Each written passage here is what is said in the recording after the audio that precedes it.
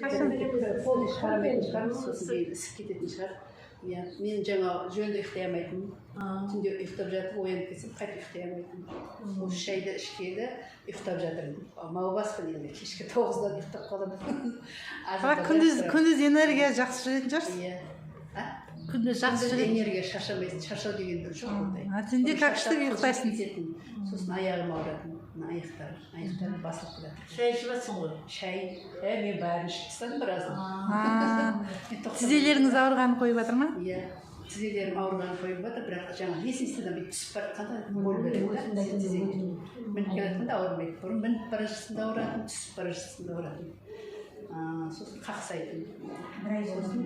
Бірінші ішкен кезде жаңа басымды қатты ауыртты, миым ашып, 4 күндей жүрдім. Ешкімнің сөзін де жақтырмай, ешкіммен сөйлескім де келмейді, жаңа миым ашып жүрдім. Бірінші ішкенде не іштің? Сонда паразитті шай іштім. Мен тоникті де іштім, сердечный де іштім, паразитті іштім.